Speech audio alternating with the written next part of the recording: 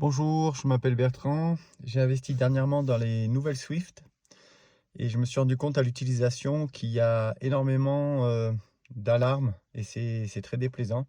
Donc je vais vous montrer, puisque j'en croise de plus en plus des Swift, comment désactiver toutes ces alertes un peu intempestives afin de retrouver les Swift comme les modèles précédents.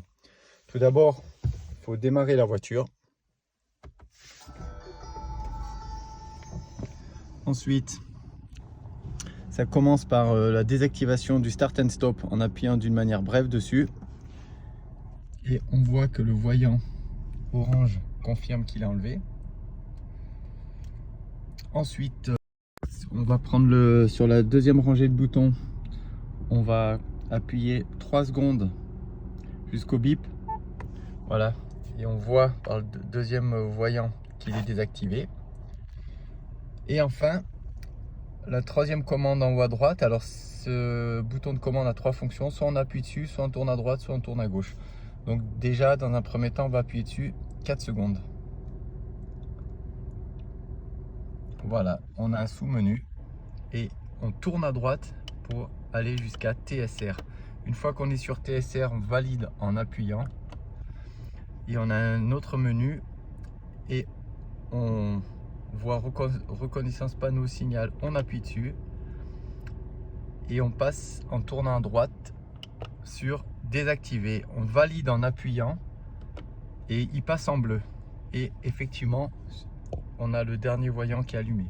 Donc là c'est bon, on doit avoir le start and stop allumé, la reconnaissance des panneaux et les bandes latérales. Et là on a une Swift normale.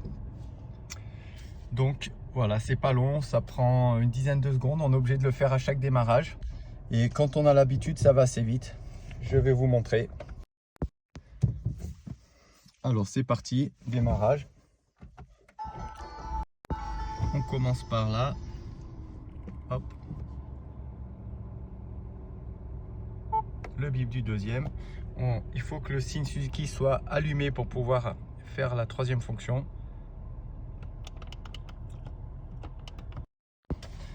Donc c'est à faire à chaque démarrage, mais par contre c'est tellement agréable d'avoir une Swift qui fait pas de bruit et avoir les mêmes sensations que les modèles précédents que j'ai connus.